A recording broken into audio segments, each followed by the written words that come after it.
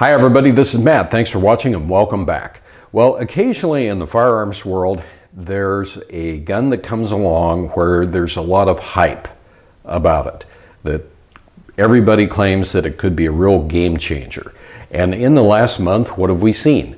We have seen that type of hype, that type of media buildup on the CZ P10 C.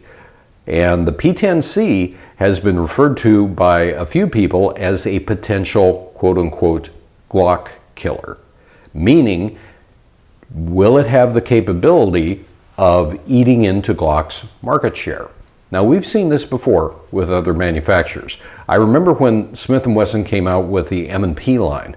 There's a lot of talk about that because they're saying, okay, we've got a stainless steel slide on this thing, we've got metal sights, it has the grip angle of a 1911, so it's going to be a natural pointer, so on and so forth.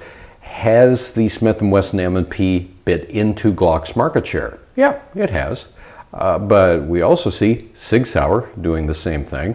There are agencies out there that still use Berettas. Has Glock seen impacts from this?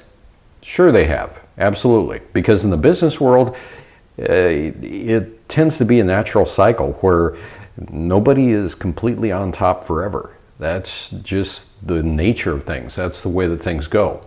What intrigues me about CZ is CZ makes a fine firearm. If you have ever handled a CZ 75, they're very solid, they're a very good, accurate pistol.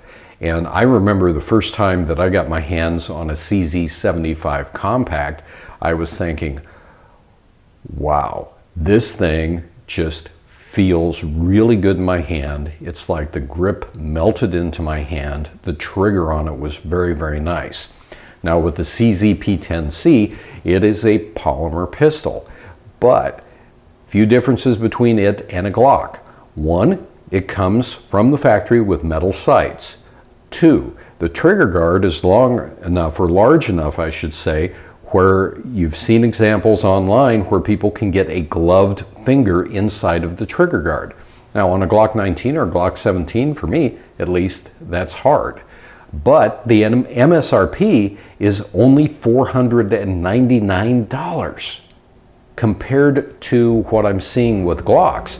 In the local gun shop, one Glock 19, a Gen 4 that I saw just last week, was $608. Typically, I'll see them going for around $579. With an MSRP of $499 on the CZ P10 C with metal sights, you know what? That intrigues me. It intrigues me an awful lot. But the bigger thing is, guess what, folks? Holsters. Now, what's one reason for concealed carry that we might not buy a firearm? Because we know that we're going to have to shell out money for a holster.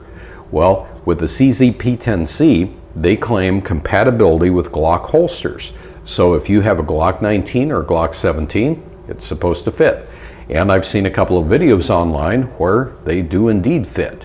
So it intrigues me enough that I really want to get my hands on one. I want to be able to touch it, I want to be able to feel it, I want to see what that trigger is like, I want to see what the ergonomics is like, and I want to shoot it. I've already reached out to a couple of my local gun shops. I'm like, hey, do you have one? They're like, no, we don't. We've got them on order, but don't expect to see them soon. And that's one of the things. You get a hot product like that, it's probably going to be very difficult to get your hands on it. Now, what does the future hold for it?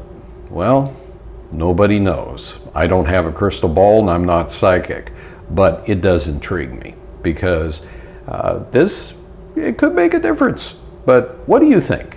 Do you think that the CZ P10 C is going to really impact Glock or not?